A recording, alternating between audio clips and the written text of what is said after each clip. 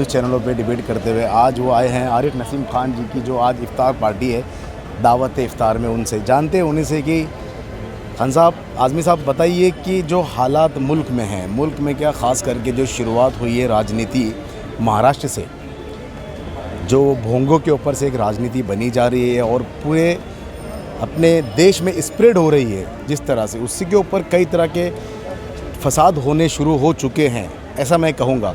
इस बारे में क्या कहेंगे आप हमारे दर्शकों को? देखिए, बात बड़ी साफ सीधी है।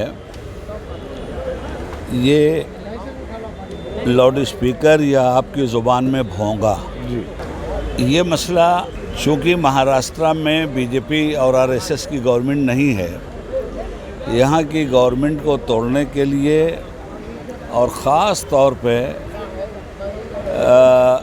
शिवसेना के लीडर उद्धव ठाकरे की पार्टी को तोड़ने के लिए बीजेपी ने अपना मोहरा राज ठाकरे को बनाया है और इससे बीजेपी दो फ़ायदा हासिल करना चाहती है। एक तो ये कि सियासी तौर पर मिस्टर उद्धव ठाकरे को ठोकर में ले आए और मजहबी तौर पर हमारे यहाँ की जो हिंदू बिरादरी है उसको तो ये सब सवाल उठाना चाहिए था। महंगाई पर मस्जिदों के सामने धरना देने के बजाय और भोंगों के सामने धरना देने के बजाय पेट्रोल पंप पे धरना देना चाहिए था, प्राइम मिनिस्टर के घर पे धरना देना चाहिए था, जिन लोगों ने महंगाई को आसमान पे चढ़ा दिया। मगर ये सब एक षड्यंत्र है महाराष्ट्र की हुकूमत को तोड़ने का और अपनी सरकार लाने का।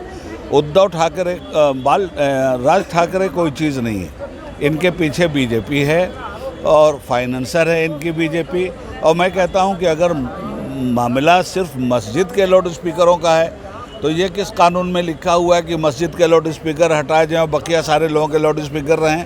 जिस जुबान से उन्होंने सुप्रीम कोर्ट के ऑर्डर को लेके बात नहीं, सुप्रीम कोर्ट का क्या ऑर्डर है? सुप्रीम कोर्ट का ऑर्डर लाउड स्पीकर हटाने का तो है नहीं।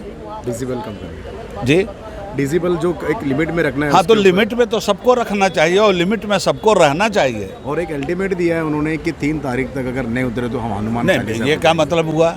नहीं, सवाल ये है कि अगर सुप्रीम कोर्ट का ऑर्डर है कि लिमिट में रहना चाहिए लाउड स्पीकर की आवाज़ को, तो ये सिर्फ मुसलमानों की मस्जिद के लाउड स्पीकर के लिए तो नहीं है। सुप्रीम कोर्ट सिर्फ मुसलमानों की सुप्रीम कोर्ट तो नहीं है, मंदिरों के पे भी यही लागू होता है, गुरुद्वारों पे भी यही लागू होता है, तो मस्जिद ही को टारगेट क्यों बनाया जा रहा है? तो क्या ये जिम्मेदार जो लोग हैं, इस्लाम के ज़िम्मेदार है, जो मुसलमानों के ज़िम्मेदार, ये बात हो रख सकते हैं कि ये जिम्मेदारी सिर्फ ना तो मस्जिदों की होती है, इसमें मंदिर भी आते हैं, गुरुद्वारे भी आते हैं, ये बात क्यों नहीं रखी जाए? नहीं, मैं तो कहता हूँ अगर बंद करना है तो सबका बंद कर दो, एक साथ बंद कर दो। लाउड स्पीकर हमारा इस्लाम नहीं है और ना हम लाउड स्पीकर की आवाज़ से अपने इस्लाम को पाए हुए हैं। हमने इस्लाम की सदाकत भरी आवाज़ से इस्लाम को पाया है। अगर मस्जिद का लाउड स्पीकर बंद करना है, मंदिरों के लाउड स्पीकर भी बंद करो, गुरुद्वारों के लाउड स्पीकर भी बंद करो। हमारी तो 3 मिनट की अजान होती है जिस पे आपकी आपत्ति है। आप तो रात भर लाउड स्पीकर चलाते रहते हो, तो आपकी कौम आपको जूते मारेगी तरह